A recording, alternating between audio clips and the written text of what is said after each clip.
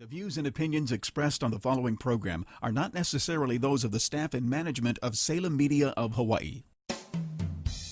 Welcome to Generations Radio, where the focus is on our seniors and their families. We are here each Saturday afternoon from 5 until 6 p.m., bringing you resourceful information with our radio team of professionals in the field of aging. Stay with us for the next 1 hour as we explore different ways to make life more exciting and meaningful for our extraordinary seniors. Right here on AM 690 The Answer. And now, here is our host and the publisher of Generations Magazine, Percy Ihara. So welcome back to Generations Radio, and thank you for listening here on this weekend, Saturday from 5 to 6, Sunday from 3 to 4. And if you're listening on our website from our downloaded shows, and this has been past the time we aired it live, so thank you much for tuning in. As you guys know, we have over probably 50 different topics that we've covered in the last year and a half of doing the Generations Radio show. And don't forget, you can also look at all our new Generations TV show on our website as well, as we archive all of those. And as you guys know, all our past issues are housed there. And several years ago, we did a cover story on Alzheimer's Association and all the great work they're doing here. And I'm a big supporter of them. In fact, if you look at Steve, I'm wearing your little handband, wristband here at alz.org. But it's a huge problem of Alzheimer's, as you guys know, and all the other dementia-related diseases. So I wanted to bring back Stephen Tam, who's the development director of the Alzheimer's Association here, and also two volunteers, Russell and Debbie. Is that correct? Got it right? Yes, right. So welcome to the show, guys. Alzheimer's, Stephen, I went to your open house, and you brought up some basic statistics about Alzheimer's, but give our audience a little bit about your background as well, first of all. Sure. Thanks so much for having us, Percy. And so myself, I come to Alzheimer's because really from a personal experience standpoint. And I think that's where a lot of our staff and our volunteers come from as well, too, where they've been touched by Alzheimer's or dementia. I myself, was in another career for about 20 years and, not really thinking about Alzheimer's. And then, as it happens, one day my dad was really having some difficulties and one thing led to another and he got diagnosed with Alzheimer's disease. And from that point, that's where my world really changed, so that it got so much where my mom, was the primary caregiver, but she was no longer able to be the caregiver by herself. And so along with my mother-in-law having dementia, it got to a point where for me, I had to step away from my full-time job and then help out. And so that's what happens with a lot of other people too, where they have to step away from their job to really help out their parents. And so that's what I did. I stepped away from a career totally different than Alzheimer's. I was in real estate. And so I then took care of and helped out my mom and my mother-in-law, for about 6 months or so. And then one thing led to another. I helped out and worked at the at AARP in the advocacy area. And then I also worked at Bright Star Care of Honolulu as a private duty home care company. And it's because of the fact that I really saw the need to help out the community. One thing led to another, and, I think that I was really destined to be with the Alzheimer's Association because, all the way through this, I was volunteering as a advisory board member and also as a legislative ambassador. And then when the opportunity came for me to get involved from a development standpoint, I said, this is it. Well, you have firsthand experience. That's really, really key for what you do, but you also have the passion. I've known you for several years, and I do give you a lot of credit for being always out there as a volunteer, now as a staff member for the Alzheimer's Association. But really quickly, before you introduce our volunteers today, you brought up some statistics that I've known about, but for the audience you spoke to the other day, the numbers are staggering. And if we can go to, just to set the tone of why we're covering this issue. Sure. Percy, really what I like to talk about so that people are aware and what the perspective of it is that Alzheimer's affects just about everybody, in Hawaii in one way or another. If we look at it even on a broader scope, there's about, in the U.S., about 5.5 million people, with Alzheimer's disease. if we break it out into age groups, if you're over age 65, 1 out of 10 people over age 65 has Alzheimer's. 1 out of 3 people over age 85 has Alzheimer's. And, it's something where, in Hawaii, the impact is 27,000 people, with Alzheimer's in Hawaii right now. It's estimated to grow about 30% to about 35,000 people in 2035. It's something where the reason I'm so passionate about it too is because there is no cure for Alzheimer's. It's the 6th leading cause of death in the U.S. and it's the most expensive disease in the U.S. as well too. And it's impacting the 66,000 unpaid family caregivers in Hawaii right now.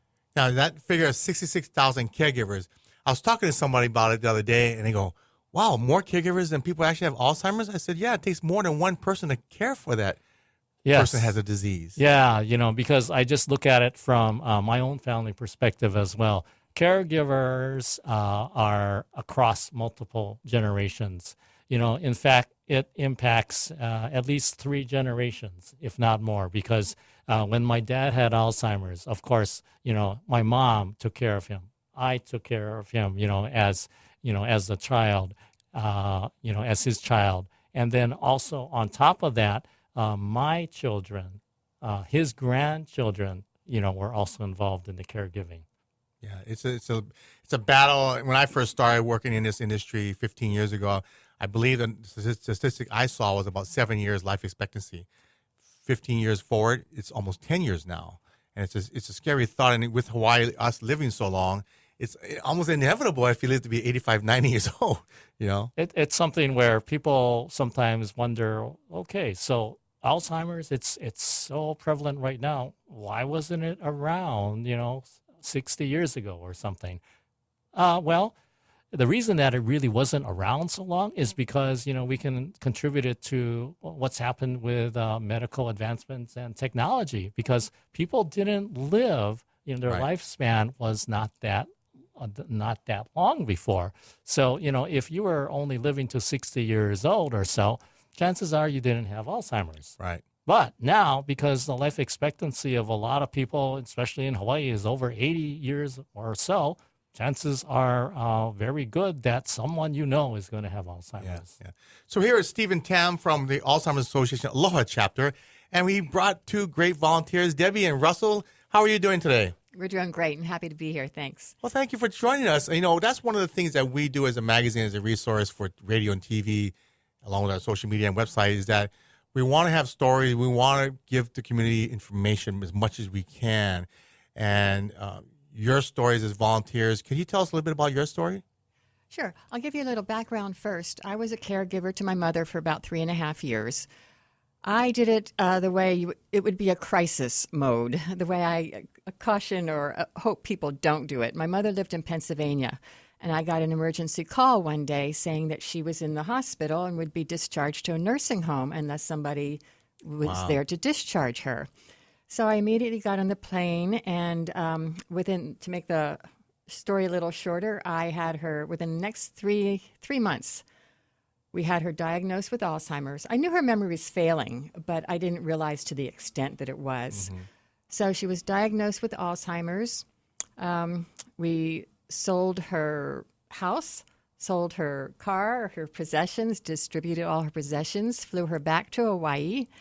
And so I was her caregiver, and I can't tell you the immense support my husband was, in many ways, but especially emotionally, because it really takes a toll emotionally. On you. Yes. On the caregiver, yes. right? It's not just the physical. It's not, it's really, when you're a caregiver, I think it stays with you 24 hours a day, even when you're sleeping. Right. You always have that person in the back of your mind. Are they safe? What are they doing? Are they wandering? Yeah. So that's a little bit about my background. Yeah. I've always been telling people, I work with seniors on a daily basis, and I'm a baby boomer, and everybody I talk to, I say it's a matter of time. The children are the first line of defense, and I always tell people you're only a phone call away, and you've told that story. And so thanks to your husband there and supporting. Russell, how are you doing? And how was that experience with you? I am well. Thank you, Percy. Good. And so anyway, so Stephen, give our listeners a little bit of background on the Alzheimer's Association. Could you? Sure, I certainly can. And so the Alzheimer's Association is, of course, across the U.S. as well, too. It's really the leading voluntary health organization in Alzheimer's care, support, and research. As some of you know, we do have a vision. The vision is really a world without Alzheimer's disease.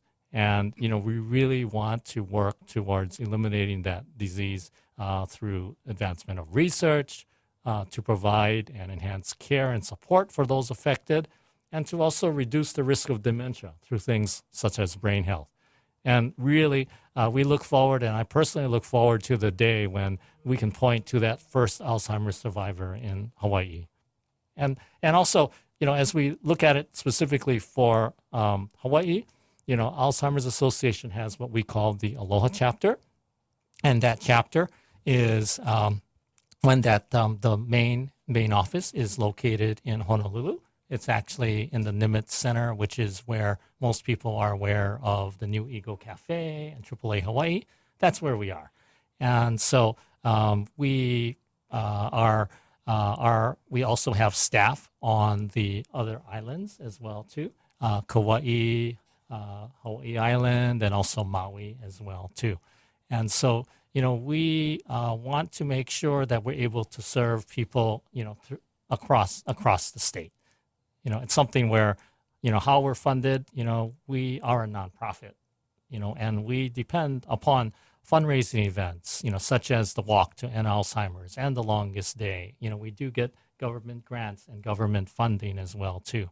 We also depend on employee giving, corporate matching, and private and individual contributions. Yeah, it's so important because you are a nonprofit, and the prevalence of disease is just growing, and it's, technology is helping with stroke and heart attacks and cancer, things like that, which is great.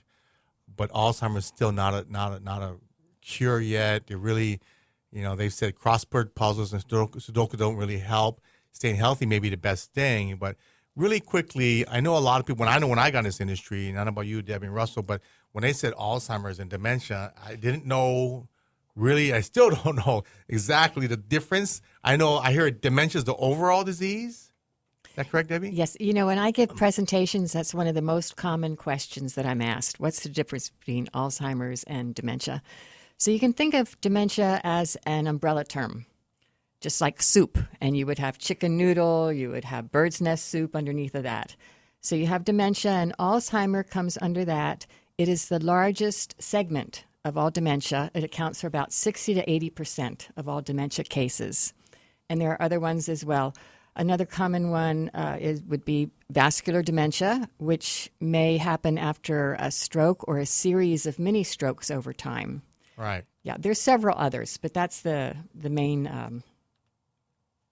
the main. Yeah, it's amazing how, because people don't think of one day my mom's going to get the disease, right? So they just get a phone call and you find out the issues. But I think that's a major thing that we're getting better at is documenting people that have the disease, right, Steve? Yes, it's really important, and that's where the awareness comes about, too. Right. Because, in the days before, 20, 30 years ago, people really didn't talk about Alzheimer's. And, the name Alzheimer's actually still carries a stigma with it. Right. And so the stigma is because people are thinking, the old school way of thinking is that, my loved one is crazy. And so you don't want to go around telling people, well, my loved one is crazy. And so nobody talks about that. But, the fact of the matter is Alzheimer's is a disease, just like there are so many other diseases that we have. And we have to be able to talk very matter-of-factly about it and very objectively about it and not be afraid to say that so-and-so, my so-and-so, has Alzheimer's disease. Once we get to that point, that level of awareness, then what happens is that, if I am an adult child and my parent, is having some sort of maybe cognitive issues, then I should not be afraid to, when I accompany them to their physician, to ask them, hey, things maybe, can you check out, how everything is from a cognitive standpoint. And so that, if they are able to get that diagnosis of Alzheimer's, then things, at least even though there is no cure, at least there can be some sort of plan as to what to do next.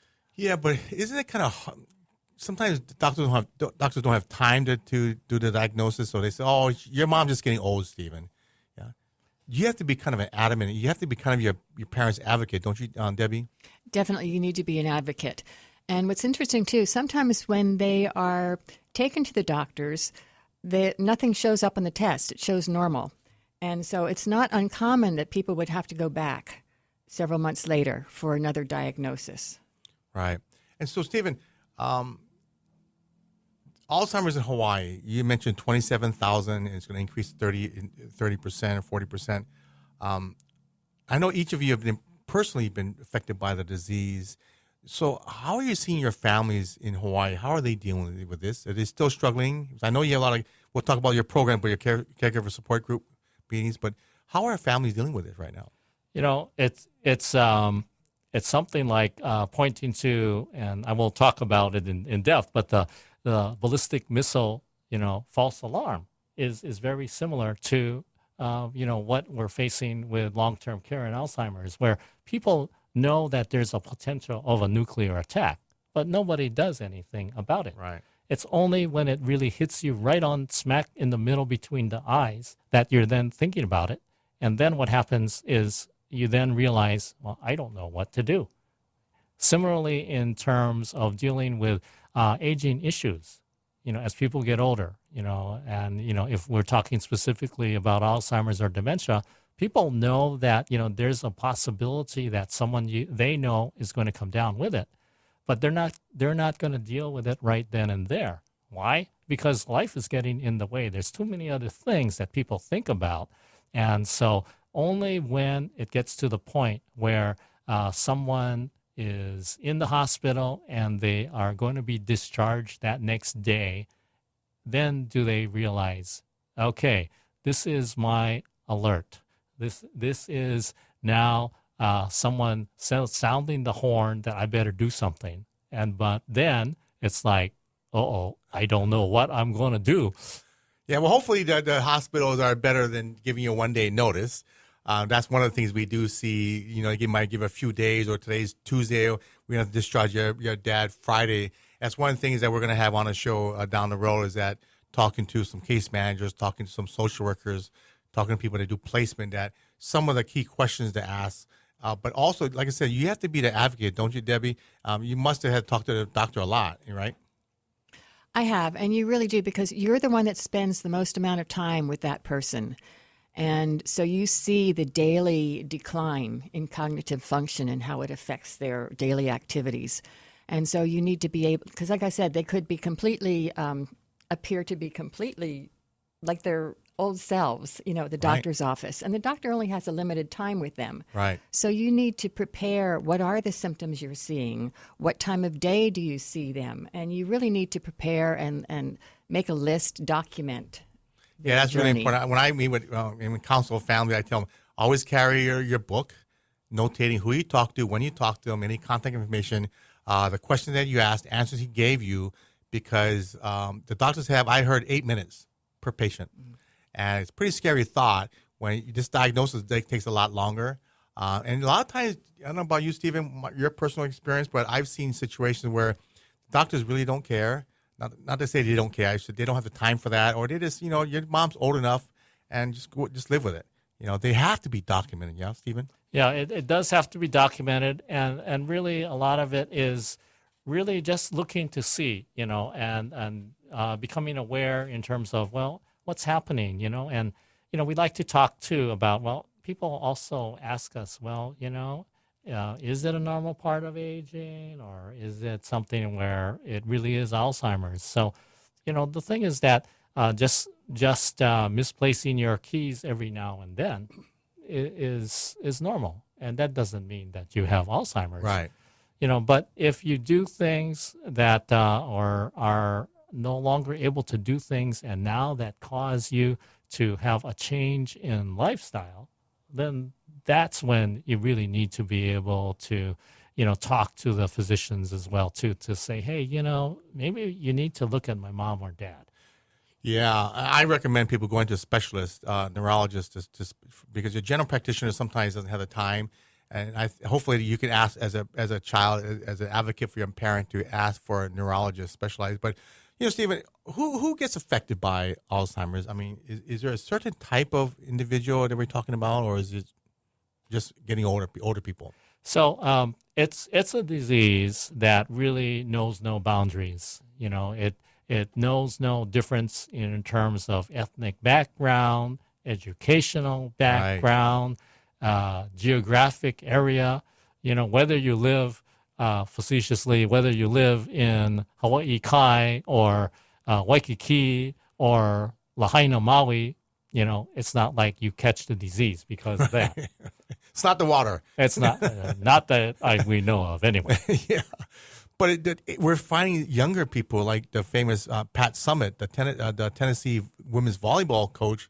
I believe she was the winningest volleyball coach in history of women's basketball, NCAA, and she had early onsets of Alzheimer's. Yes, so it's something where I think about 5% of the people with the disease, have what's called early onset, Alzheimer's, and it's something that appears, it could appear in your 40s and 50 years old, too. Yeah. It's something that is devastating. There was a recent movie, Academy Award-winning movie about that several years ago. Still Alice. Yes, I watched it. She did a great job. And actually, we're finding more and more movies like that. I mean, the best movie that one of my favorite movies of all time is called The Notebook. Yes. You're seeing a lot more mainstream references to it in movies, in TV shows and things like that, because, what is happening is that it's something that a lot of people are having to deal with. And, the movie producers and writers and directors, are probably impacted. So now they're inserting this type of reference. We're seeing more and more and more.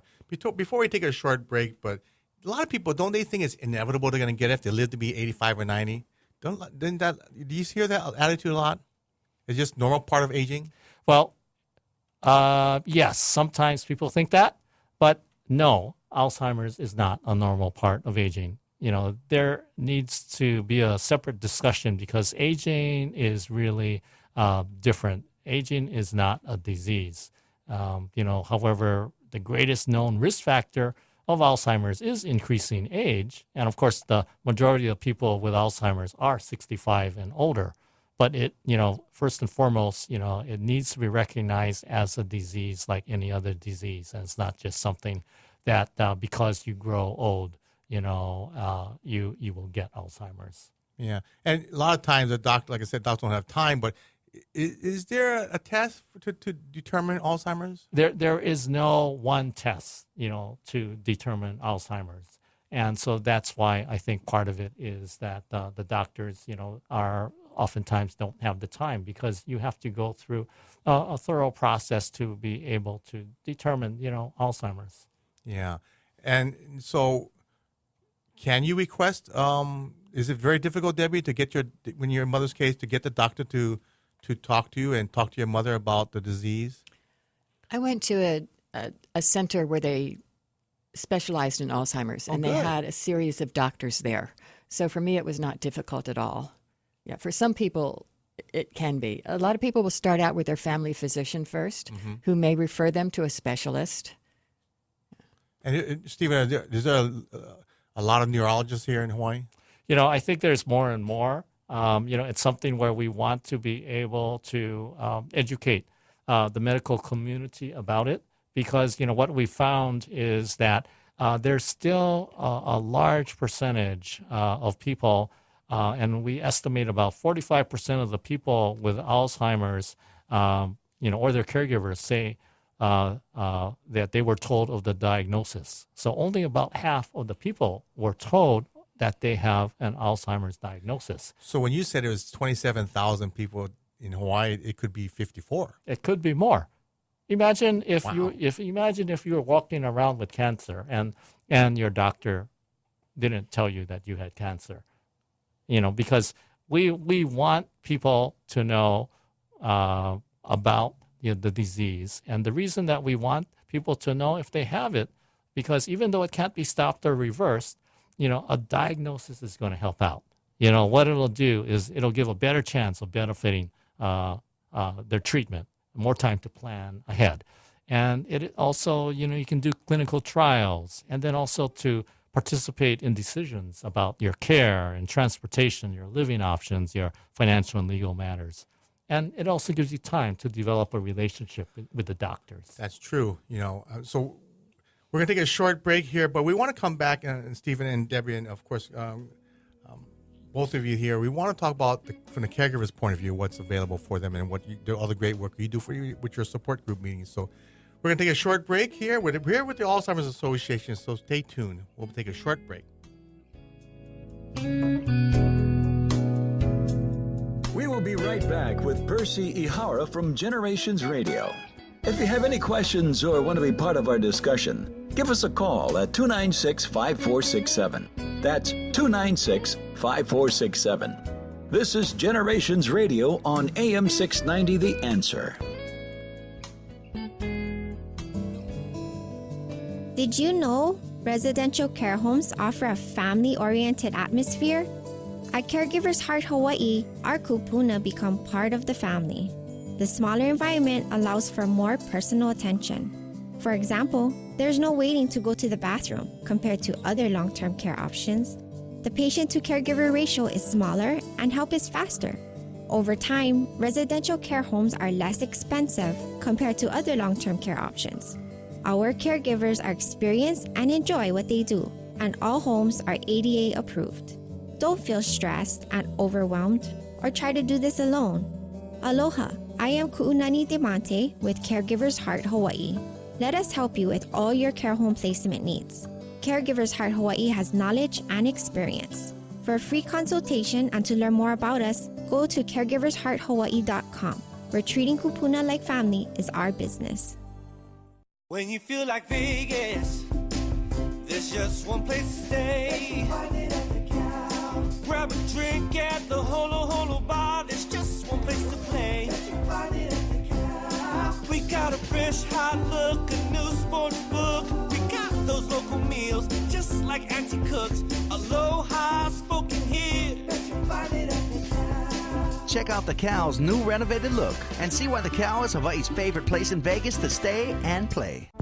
Moon Physical Therapy is here to help you back to recovery. Moon Physical Therapy is located on Ward Avenue across from Sports Authority. Physician prescribed for motor vehicle accidents, workman's comp, or that body pain that comes from rushing to play without warming up. Also event cardiopulmonary rehabilitation with our one-on-one patient care. Moon's Aquatherapy heated endless pool allows for low-impact exercise with less pain on land. We will give you the right exercises to get you back to health. Ask your doctor to prescribe Moon Physical Therapy. Moon Physical Therapy. We achieve results.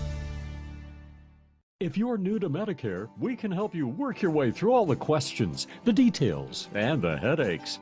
Generations TV has gathered experts in the field to help you find the answers. This is Navigating Medicare. When it comes to Medicare supplement plans, or what we call Medigap plans, okay, these are plans that fill in the 20% that Medicare doesn't cover. And there's plans from Plan A all the way up to Plan N. When you're signing up for these plans, there are certain times when you have guaranteed issue. The Medicare Supplement Open Enrollment Period. Hi, I'm Ed Motasui, and I'm with Financial Benefits Insurance. We're a full-blown insurance company that deals with seniors. We help seniors understand Medicare so they can come to us, and we'll gladly help them understand all the Medicare health options. Helping you work your way through the confusion. Navigating Medicare. Brought to you today by Financial Benefits Insurance, serving the entire state of Hawaii from the corner of Pi'ikoi and Kapiolani in Honolulu. Oahu's newest senior living community, Ilima at Lehano, is now open in the heart of Kapolei. Within this beautiful new community, offering independent living, assisted living, and memory care, you will experience a feeling of ohana that provides a sense of community and peace of mind for our kupuna. A range of spacious apartment styles are available, from large studios to spacious 1 and 2 bedroom plans, most with a large private lanai. Be one of the first to call Ilima your home.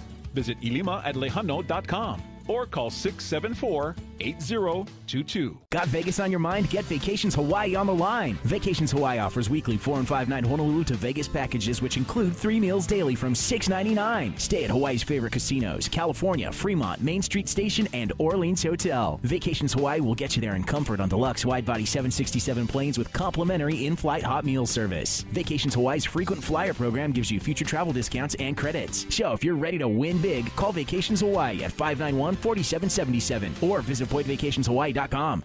Hi, I'm Margaret Wong with the Copeland Insurance Group. Let us be your Medicare resource throughout the year. We have agents throughout the islands to be of assistance to you.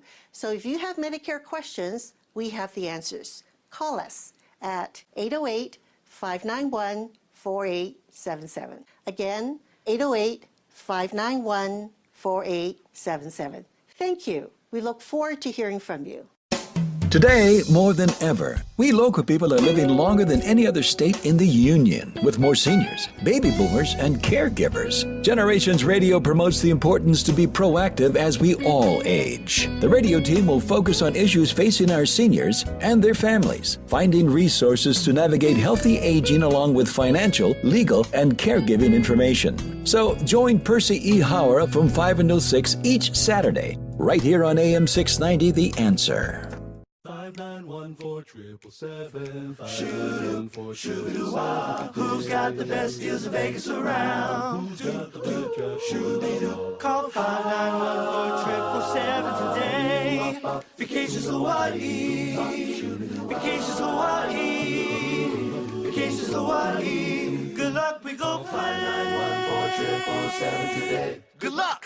We go play. Complete 4 and 5 night packages from $6.99. Vacations Hawaii, your favorite connection to Vegas.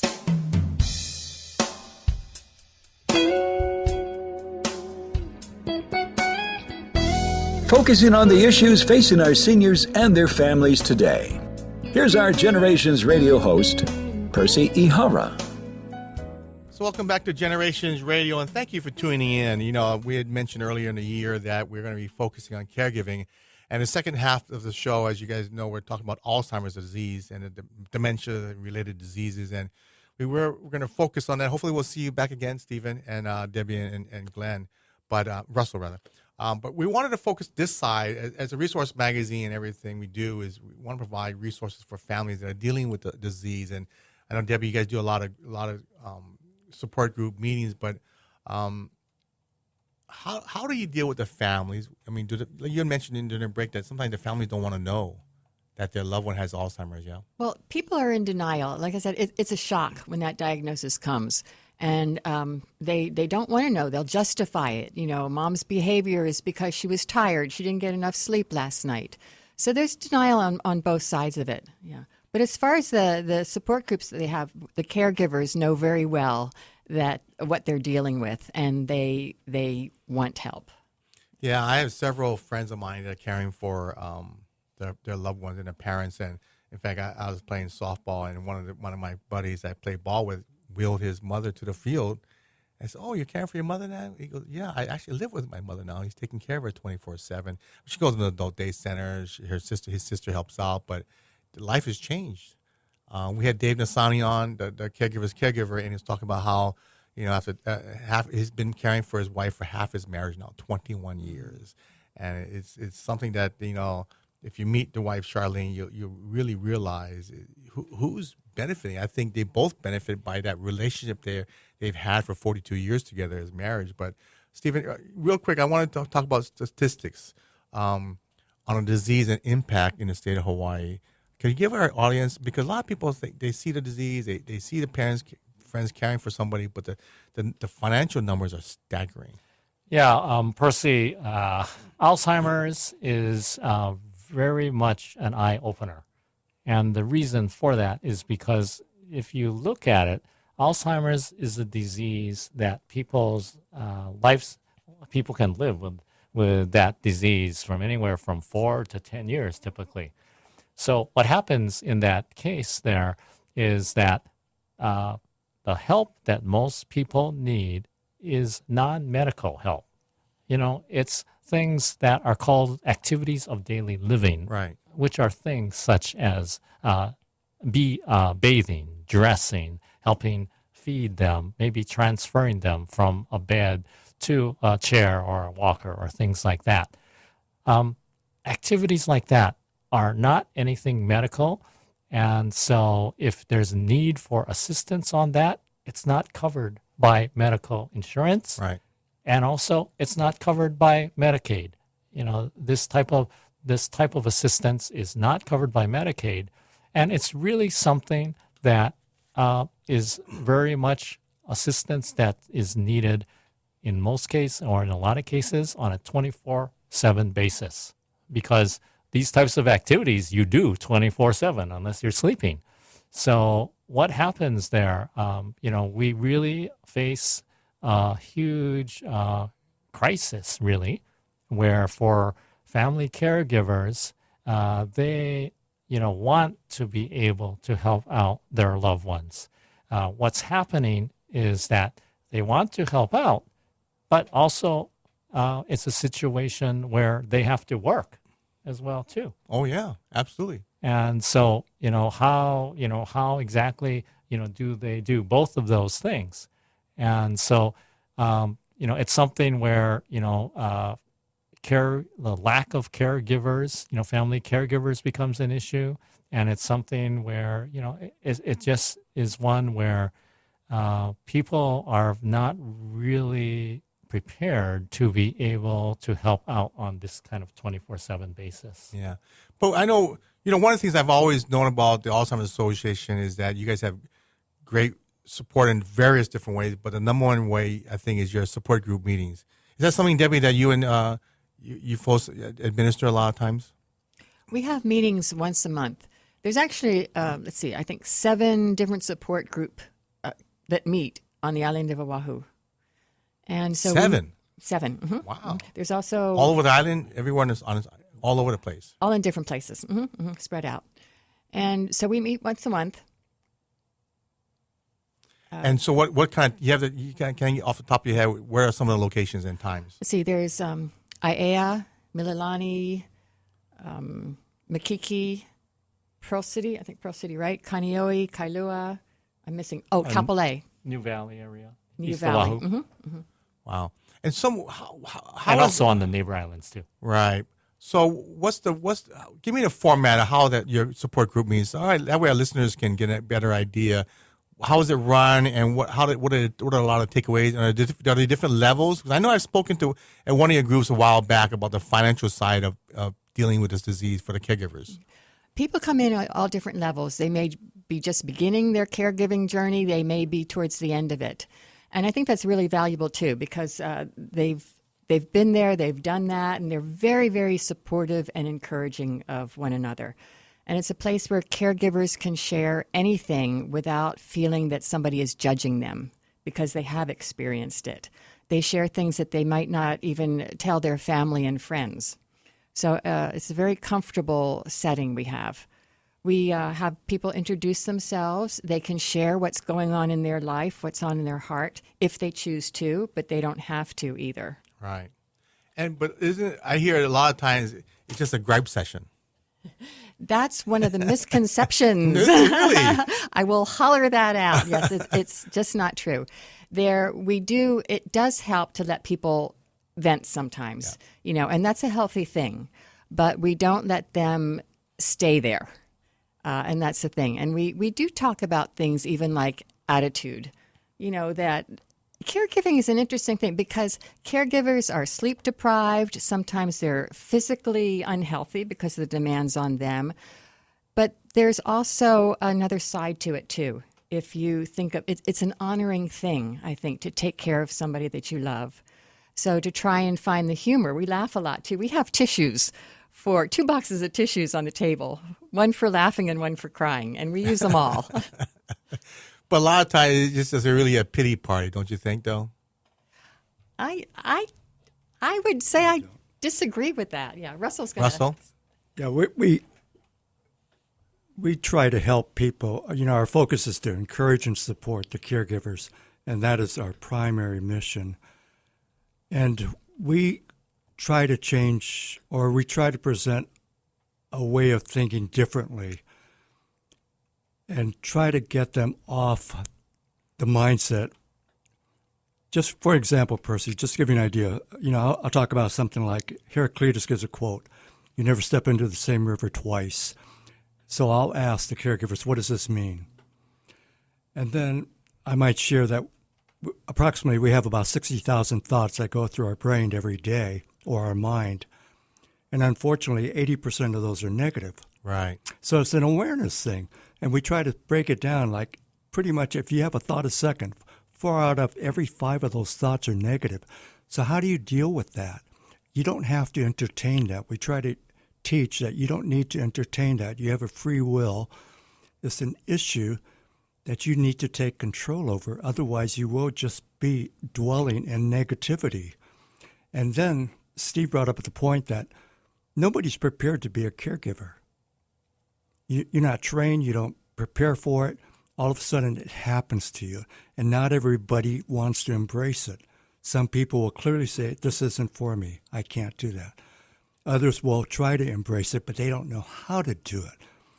Debbie and myself, we've had quite a bit of training in the past. We were volunteers for St. Francis Hospice. We're volunteer chaplains at Castle Medical Center. I volunteered at Suicide and Crisis for 6 years. So we thought we were prepared, but when it actually happens and you're there living it 24/7, it's really hard. So I have a lot of empathy. I have a lot of compassion for those who are caregivers that just want to do what they believe is correct and right. And that's another thing, too, is we try to teach them that if you have a scenario where you could be right or be kind, what would you choose? And we encourage them to be kind because there's very few issues that are going to be a line in the sand type of an issue. And so we are there to encourage and support them. And I think, you know, let me ask you this. It must be difficult for spouses dealing with a mother-in-law or father-in-law as well, right? Well, it was about for Debbie, it was my wife, you know. I mean, she was the caregiver 24/7. I was the backup caregiver. We were fortunate enough we lived in a house that had 3 different levels. So my mother-in-law, Arlene, was down at the basement, the bottom level. We had a living area on the second level, and we were on top level. But, you know, can I go back to the pity party thing? I don't think that's healthy to have that kind of support group meeting. And the only meeting group that I know of is the group that we lead. And we don't basically tolerate that. We don't allow it. We kind of emphasize what we want to talk about. And then we'll let people share and everything. And I'll cut them off if we're getting to be negative or be a pity party. Because we don't need to be there. It's not healthy for the rest of the caregivers. Yeah. You know, we're there for. But it's very depressing in a long battle, and I can assume and feel for them. But you're absolutely right; it doesn't do anybody any good. Well, there's a certain reality to life. You know, it's a degenerative disease that was first diagnosed in 1907, and there's no cure yet. We're not even close. Yeah. Well, when I first started this business, I did a lot of research. When I started doing my radio shows over 12 years ago on a different channel, was that when I first saw the story, was I think Alzheimer's Association got about $500 million, which may seem like a lot, but cancer and stroke was getting $5 billion in research money. And when I first saw that, wow, okay, I think Alzheimer's was like number 8 or number 9 on the list of killers. Now it's number 6. And I saw statistics, Stevie, correct me if I'm wrong, it's going to be up to like 4 or 3 in the next 10, 15 years. Yes, it will. It's something because of the age of people, you know, it'll become more prevalent. Absolutely. I saw a recent statistic about the aging. So the bell curve of the highest population right now is 70, 71, and 28, 29. And it tapers down in between those numbers. So when this 70, 71 goes up next 10 years, that's the biggest population. There are more people over 65 than under 10 years old right now in the world. And that's a scary thought. And without more research, without more support group meetings, we're going to be dealing with a social crisis that you're not going to see like anything like this with dealing with caregiving. But so I give you a lot of credit. But the support group meeting, how would you encourage somebody to say, I'm too busy, Debbie, Russell, I'm too busy to go to a caregiver support group meeting. How do we get them out of the house? Well, I would say, we're talking about your loved one. And if you've got it figured out yourself, wonderful. But for those who haven't quite figured it all out, we want to be on this journey together, and we want them to know that there are people that care about it. There are people that have experienced what they're going through, and we have this opportunity to share it. One of the things that we talk about, just to give you an idea, is I mentioned about the 60,000 thoughts, and I said, okay, now let's just imagine you've done your day of working, caregiving, now you're laying in bed, and you're thinking to yourself, boy, when does this end? The only way you can think of anything ending is the person you love dies or you die. Now, what do you do with these thoughts? We talk about these things. I bring it up. We bring it up in our support group so we could talk about it, so people can feel comfortable. Hey, they're not bad, they're not evil just because they have these thoughts. That's right. These thoughts go through our mind. Yeah, I saw a statistic about a year ago. I was like, wow, that's amazing. So I have to talk to my son about that because he gets a lot of negative thoughts too. But hey, because we play baseball, and in baseball is the same thing. That's a very negative sport. I mean, when I started doing research on baseball, how to coach my son, like all the negativity, plus it's a boring sport. You sit in the outfield, wait all day long. And the best hitters only hit 1/3 of the balls for hits. I mean, that's in the number one strikeout king is Babe Ruth, who was the number one home run king. That's a difficult thing to play with. But so, Stephen, what else? What other programs can we talk about besides the caregiver support group meetings? Sure. And so one other thing about the support groups too, if I might add, is that it's something where a support group. What I personally experienced too is that it's something where you can see that you're not alone. Because of the fact that true. Caregivers really do what they do oftentimes solely by themselves in their home, and they are isolated.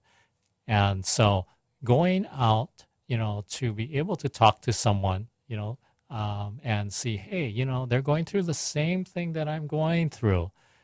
Makes so much of a difference. And then to be able to see, this is how I can handle certain things. In fact, I can tell you that I have seen after just one or maybe two meetings, I have seen a person's demeanor change. I mean, they come in so down and just the weight of the world. And after a couple meetings with other caregivers who are encouraging and supportive and even happy, I would say, that they can, hey, I want to be like that. What can I learn? What can I do to be like that? We've had people tell us that the support group is their lifeline. It keeps them sane. And another gal, I've got to show you this because it's just so, she said this was her first time in the support group. And at the end of the session, she just breathed a big sigh. I feel like I found my tribe. And that said it all. They belong with everybody. And also, if in addition to caregiver support groups too, which are extremely helpful, if someone needs more individual one-on-one type of questions or consultation, to be able to call the Alzheimer's office. We also want to make sure that people know about that because we have staff that's dedicated to helping people, navigate through some of these decisions and be able to provide information and referral as in terms of where to go or what to do. And, this type of care consultation service can be done by phone. It can be done by email. or if they really want to, also in person as well too. And then also, we also want to make sure that people realize that we do have a helpline. It's a 24/7 helpline, so that if somebody wants to or needs to talk to somebody at 2 a.m. in the morning because, they're at wit's end because they don't know how to, deal with a particular situation with their loved one, they can call this hotline, and it operates 365 days, a year. So that I think is also very. And what's important. that number? So that number is 1-800-272-3900. And so now, don't forget now the Alzheimer's Association office is by that New Eagle Cafe, but you got to go around in the back, That's up right. the ramp, right? I That's want to make right. sure I know that because I remember the first time going, I know it's in this building. My GPS, my Waze thing says here, but Steve, I didn't even know there was a ramp in the back. Well, now your Now I know. listeners know that if the best thing I would say is that if you would like to visit us, you're not too sure where, give us a call. Yeah. And we can direct you as to how to get there. Yeah, it's so true. But I think it's really also important that you guys do walks, and because without more research money, I know you're raising money for the walks, but also for the office. Yeah, it's important to realize that when we talk about the types of services we provide, also to go to our website, which gets like about 30,000 hits a month. We are a nonprofit, and as a nonprofit, all of these services that we provide are done at no charge, to the people. So that being said, how are we doing this? How are we paying the rent? And so, we do have what we call signature fundraising events, which are very important to us. For example, the one which most people know about is called the Walk to End Alzheimer's. And that occurs on all the islands, and it is on various dates from August through October of every year. And so it happens to be the world's largest event to raise awareness and funds for Alzheimer's care and support.